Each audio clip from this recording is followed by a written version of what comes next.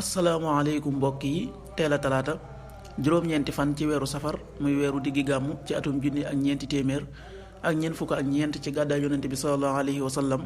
dëppoo juróom-benni fan ci weeru septembre ci atum ñaari junni ak ñaar fukk ak ñaar juróom-ñeenti fan bokkul ci lim yu fàtti lim bu rafet la kon tey ci talaata ji rafet na li ñu ciy teel wattandiku moom talaata mooy ku ca watu wala ku ca daloo wala ku ca ñaw ñaanu bés bi yow yàlla sa yërmaande laa yaakaar bul ma bàyyi ak sama bopp lu toll ne xef a xippi yàlla na nga yéwénal sama mbir yépp amul benn buur bu dul yow allahumma rahmatuka arju fala takilni ila nafsi tarfata ayn wa aslih li sha'ni kullahu la ilaha illa ant allahumma rahmatuka arju fala takilni ila nafsi tarfata ayn wa aslih li sha'ni kullahu la ilaha illa ant xadiisu bis bi day wax ci woote ak réer ni mu doye waar te ëpp def yonent bi sallallahu alayhi wa sallam nee na képp koo xam ne woote na ci ak réer am na bàkkaar bu toll ne kem ña ko ci wuyu si te du wàññi ci seen bàkkaar dara xaddis bi muslim moo ko génne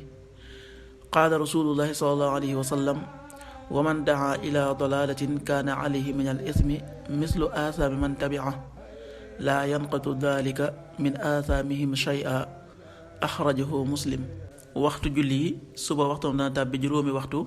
yu tegal ñeent fukki simili ak benn, tisbaar benn waxtu wu tegal fanweeri simili ak ñaar, tàkkusaan ñeenti waxtu yu tegal fanweeri simili ak ñaar, timis juróom-ñaari waxtu yu tegal fukki simili ak juróom-ñaar, gee juróom-ñetti waxtu yu tegal ñaar fukki simili ak juróom-ñett. loolu mooy waxtu julli yi ci Touba ak li ko wër. bu fekkee nekkoo Touba soo ko féetee penku ñaar fukk ak juróom-ñaari kilomètre ju ne wàññil benn simili, soo ko féetee sowwu ñaar fukk ak juróom-ñaari kilomètre ju ne yokkal benn simili, soo ko féetee gànnaar wala Saalum téeméeri kilomètre ju ne yokkal benn simili.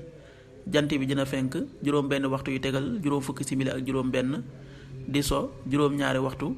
yu tegal fukki simili ak ñett. yàlla na nu yàlla nangul te nangul leen amin